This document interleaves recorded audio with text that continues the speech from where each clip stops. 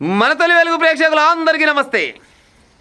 ఇంకా తెలంగాణ ఆంధ్రప్రదేశ్ ఈ రెండు రాష్ట్రాలల్లో ఒక నెలలో దగ్గర 20 రోజుల దాకా ఒకరి పేరు బాగా జనాల మధ్యలో తిరిగింది.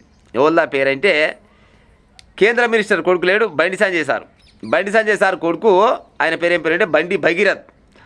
బండి భగీరథ్ని మర్చిపోయినారులా, ఏం మర్చిపోరు, ఎందుకంటే సార్ చేసిన ముచ్చట పెద్దగానే ఉంది కాబట్టి దాదాపు ఏం మర్చిపోరు. ఆయన మే 16 తారీఖున ఏమో ఆయనని మే 16 తారీఖున కొనవయ్యి లోపలేసారు. ఇక చాలా డ్రామాలు జరిగినాయి. ఆ ముచ్చట అందరికీ ముచ్చట మళ్ళీ పాత పెంకిస్లు నేను దోవని కానీ అయితే ఆయనకంటే బెయిల్ వచ్చిందంట, తాత్కాలిక బెయిల్ వచ్చింది.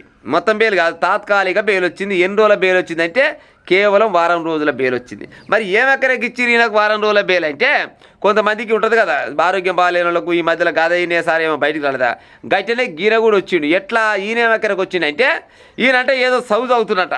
ఆ చదువు చదువుకొని ఆ పరీక్షలు రాసి రానున్న రోజులల్లో మళ్ళీ బయటికి వెళ్ళినాక నిర్దోషిగా బయటికి వెళ్ళి మళ్ళీ గొప్ప గొప్ప చదువులు చదివి దేశానికి రాష్ట్రానికి పేరు తీసుకొస్తాను కూడా ఎట్టనుకుంటే కానీ చదువు ఆయన కెరక మనకు తెలియదు. కానీ ఆయన చదువు కోసమని నేను పరీక్షలు రాయాలని ఆయన దరఖాస్తు పెట్టుకుంటే వారం రోజుల తాత్కాలిక బెయిల్ వచ్చిందట. తాత్కాలిక బెయిల్ వచ్చింది. ఇక కాకపోతే జనాలందరూ ఏమనుకుంటారు బయట అంటే ఆర్ఎస్ బ్రదర్స్ నడుస్తుంది. ఆర్ఎస్ అంటే రేవంత్ రెడ్డి, సంజయ్ సార్ది అలా హవా నడుస్తుంది, అందుకోసమనే బెయిల్ వచ్చిందని చెప్పారు. ఇప్పుడు కోర్టు ఇచ్చింది కాబట్టి మనం ఎక్కువ తప్పు పట్టేంత ఆస్కారం కూడా మనకు లేదు కాబట్టి కోర్టు ఏం చెప్పిందో గదే చెప్పే ప్రయత్నం చేయాలి. అంటే జనాలు మీకు తోచిన రకంగా మీరు కామెంట్ పెట్టుకునే నష్టం లేదు, కానీ మేము అంతకంటే ఎక్కువ చెప్పకూడదు, చెప్పరాదు కూడా ముచ్చట.